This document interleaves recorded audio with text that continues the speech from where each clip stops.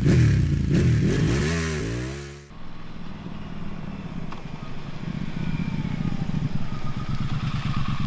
and welcome to MoreBikes. My name is Ross and this wonderful beast is the Triumph Street Twin. This is the A2 model, which admittedly isn't hugely different from the standard model. It's powered and based around the same liquid-cooled 8-valve single overhead cam, electronic fuel-injected parallel twin 900cc engine. In grand terms, that means it's been restricted.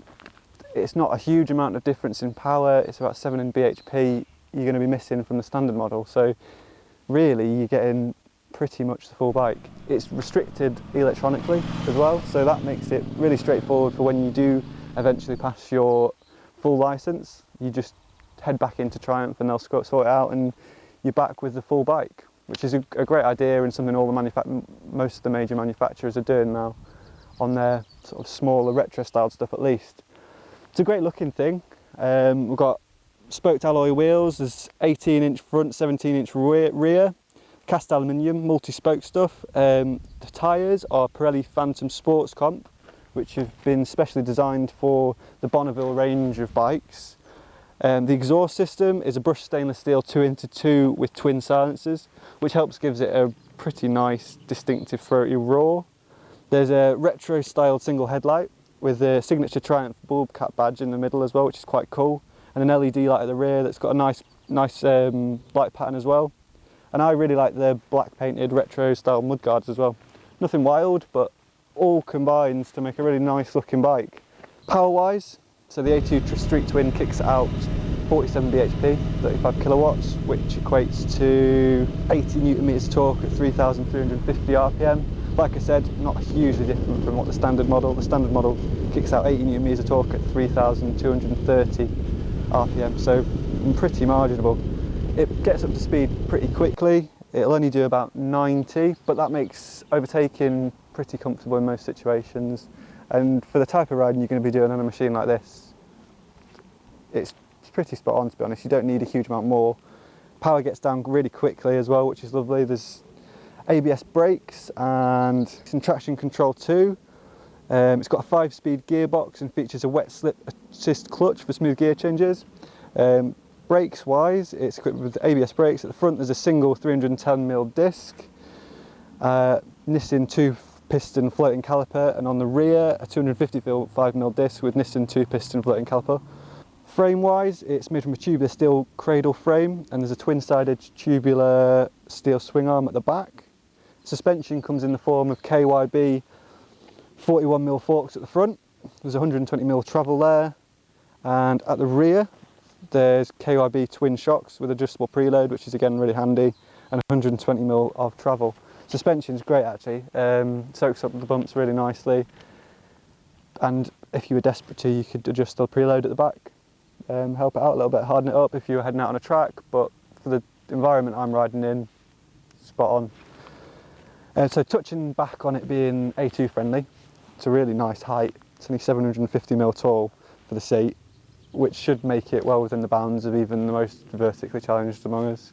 Admittedly, I'm 6'1", so on the taller end of the scale, and I still find it really comfortable. It's not especially cramped. There's a bit of gap either side here on the tank for your knees to slot into, and it's really comfortable. The seat's lovely, nice leather seat, bench style, plenty of room for a pillion as well.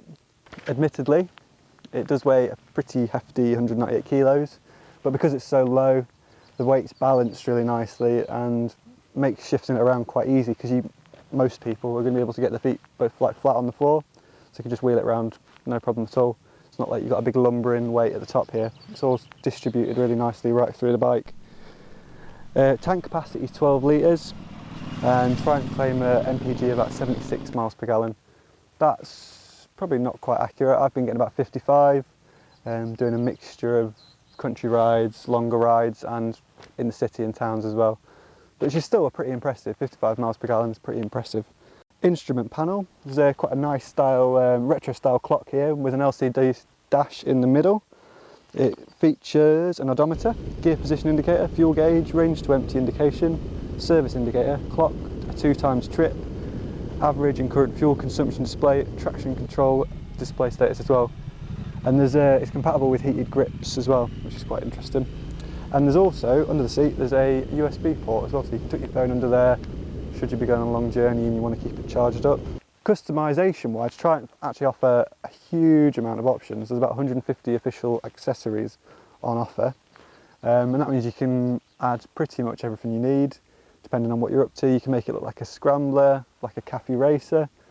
The one thing I probably would say is it could maybe do with a bit of a screen. It might ruin the aesthetic slightly, but when you're getting up to speed, for some of the longer journeys I've been doing in not so nice weather, you do get quite a lot of wind coming over the top at you. So that would probably just take the edge off slightly and make it a little bit more comfortable on those longer journeys.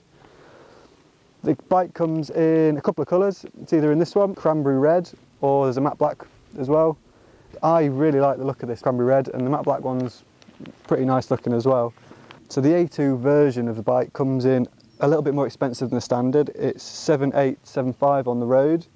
If you're interested in taking a look at the range of bikes on offer, looking at the accessories available, or just checking out this standard model on the Triumph website, you can visit. It's triumphmotorcycles.co.uk. Ultimately, it's a great little bike, part of the Bonneville range, stripped back classic styling, combining with modern technology to make a really nice, refined package that's easy to ride, a lot of fun, and admittedly not cheap, but you're getting a lot of bike for your money. And I don't think it's ever going to age really. It's styled on the Bonneville, so they're still going after 60 odd years, and I really like it. I would have one in a heartbeat, and may well do, but I'll be very sad to see it go when it goes in a couple of weeks' time.